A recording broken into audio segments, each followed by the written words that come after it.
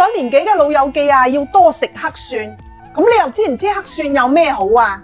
同其他蒜頭啊有咩唔同？咁又點樣分辨佢靚唔靚呢？用佢嚟燉瘦肉水啊，點解要放黃酒同埋陳皮？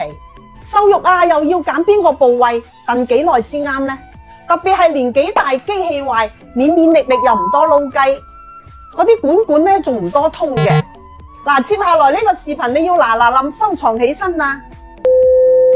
我哋老港啊，識食啊，出晒名噶啦。有種食料黑珍珠，你又知唔知係咩啊？就係黑蒜啦，佢嘅氨基酸同埋礦物質豐富。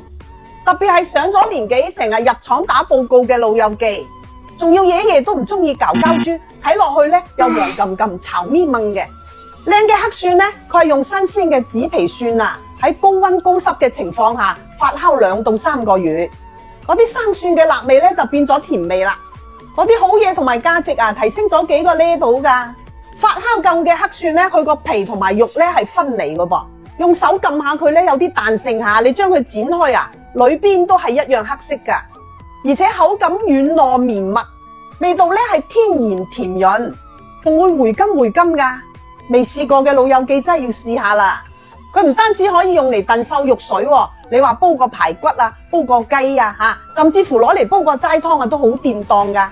如果實在唔得閒煲湯咧，可以當零食食都得噶吓，但係收到貨你一定要放落冰箱啊！呢個咁靚嘅黑蒜咧，我已經放咗喺視頻嘅左下方啦，有需要嘅朋友仔自己去睇下啦。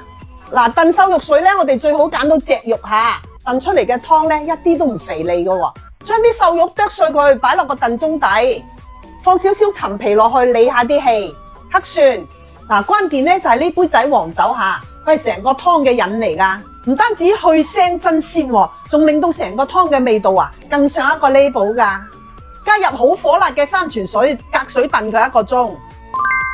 嗱，湯就燉好啦，哇！你睇下啲顏色啡啡地色噶吓，試啖先。飲落去咧有黑蒜嘅甜味，仲有黃酒帶出嚟嘅香味啊！